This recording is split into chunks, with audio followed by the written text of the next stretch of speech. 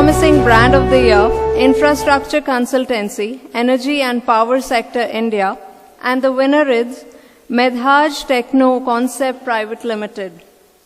Medhaj is an ISO 9001-2008 and 14001-2004 company incorporated in 2007. It is one of the fastest growing infrastructure consultancy firms in India. I would like to request Mr. Sameer Tripathi, Chairman and Managing Director, and Mr. Gunjan Tripathi, Director, Operations and Business Development, to come forward and receive the award.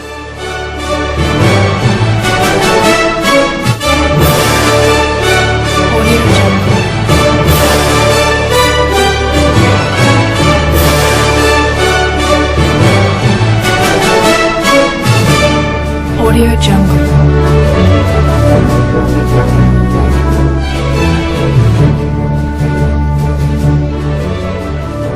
We work in infrastructure sector, mainly in power sector, and not a lot of people actually understand the role of consultant in power sector, and we really feel privileged to be receiving this award in the presence of Mr. Arvind Kejriwal, and our sincere regards to him, because I can vouch for it that he is one of the very few politicians who understand the nuances of power sector. I have been watching him, I have been following him very closely, and I feel privileged. In fact, I would have felt honored if I had a chance to receive this award from his hands. If you can honor us, sir.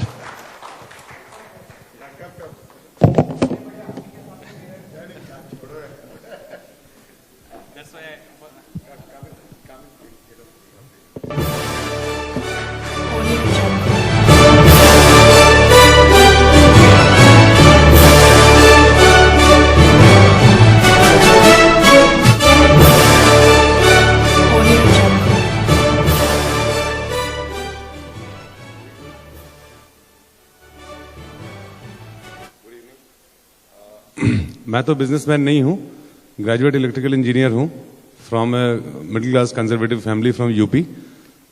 जो अरविंद केजरीवाल जी ने कहा कि qualified लोगों को politics में आने वाली बात, इसलिए आम आदमी पार्टी को आना पड़ा। मैं किसी पॉलिटिक्स में तो नहीं हूं, बट एक बात ये जरूर है कि जितने भी क्वालिफाइड पढ़े लिखे लोग हैं, बिजनेसमैन हर कोई, जो मेरा असेसमेंट है, मजबूरी में ही बनता है। जब I spend 6 years in Abu Dhabi and I have traveled all over the world for employment assignments.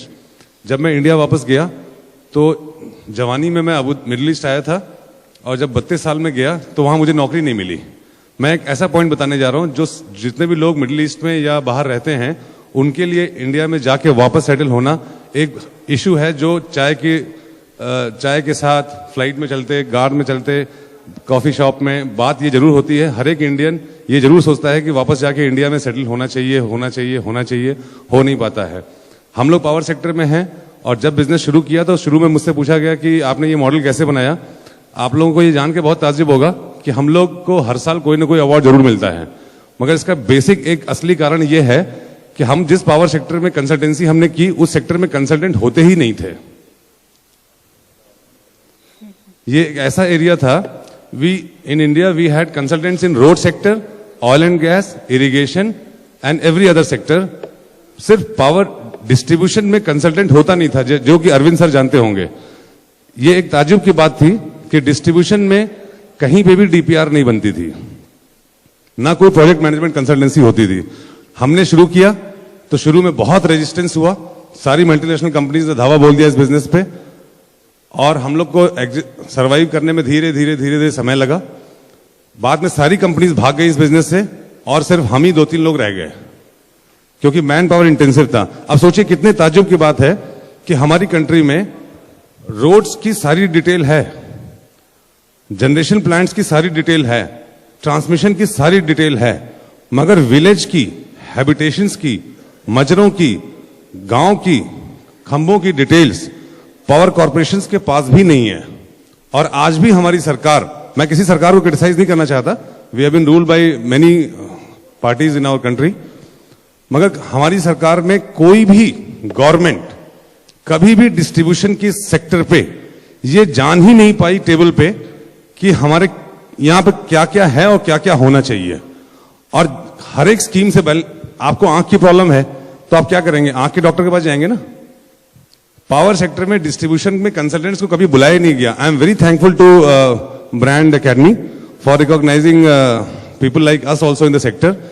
और मैं चाहूंगा और मेरी इनको शुभकामनाएं हैं, I have all good wishes for them, कि इस मुहिम को आप आगे चलाते रहिए ताकि हमारे ऐसे एंटरप्रेन्योर्स बहुत सारे पैदा होंगे कंट्री में। और अगर इस सेक्टर को ही आगे प्रमोट करेंगे पावर सेक्टर में तो there will be many more like us. Thank you very much.